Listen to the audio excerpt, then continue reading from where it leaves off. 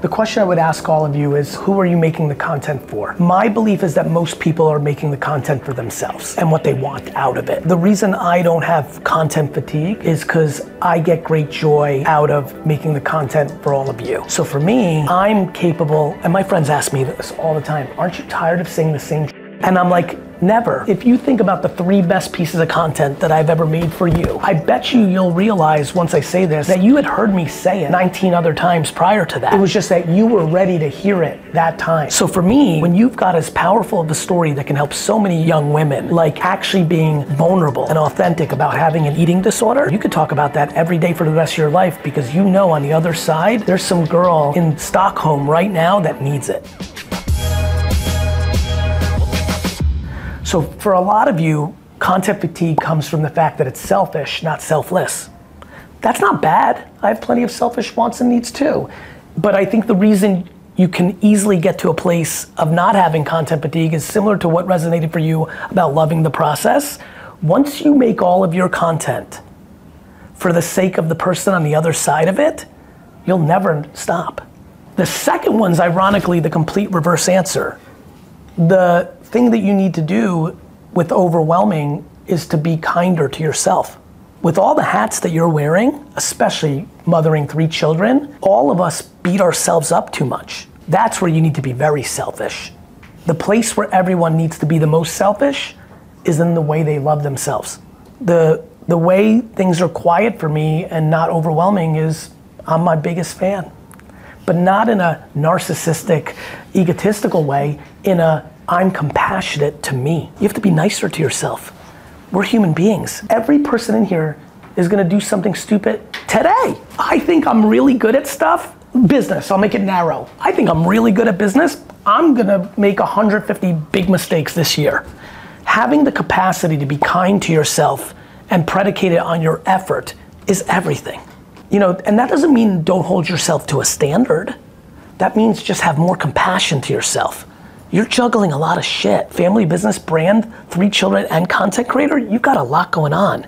You're allowed to have a bad hour, you're allowed to have a bad day, you're allowed to have a bad week, month, and you're allowed to have a bad year.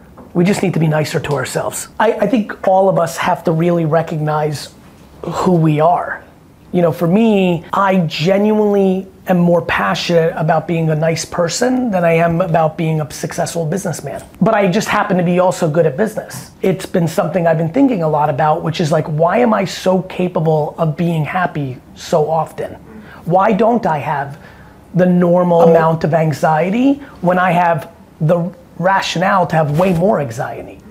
When you're being judged at the level that I'm being judged, when you are 47 and have lots of dynamics in your life at that point, like there's a lot going on in my life, and yet it's just all so quiet. And so you start asking yourself why, and it's how I got to that conclusion. I'm like, oh right, I just don't care. I don't care that I'm good at business. I don't think I'm special. This is all very nice, and it feels incredible to have people say nice things following, but I don't think it makes me special. I just don't. I think that's good parenting. I think that's luck of DNA. I think there's a lot of things going on there, but I can tell you that the faster all of you can get there, the happier you will be. How late did that come for you, or how early? It came so early. The reason I liked high school so much was I didn't give a fuck what people thought of me. Yeah. That's really hard. Like, it seemed normal to me. The reason I was such a good businessman was I did business instead of trying to be popular. I did business instead of trying to get good grades. The only thing I think I'm actually great at, like truly, is being myself. If I could wish anything for all of you besides health, it would be deep self-awareness. Because once you know who you are, you can actually start to navigate the world outside the framework of the world. This is why I talk a lot about buying watches, and like, most people buy shit to project, not because they actually like it. They think they like it, they don't understand the bigger meaning. They like the affirmation, they like the attention, they like the validation. They don't actually like it. They force themselves to like it as a proxy to get what they wanted.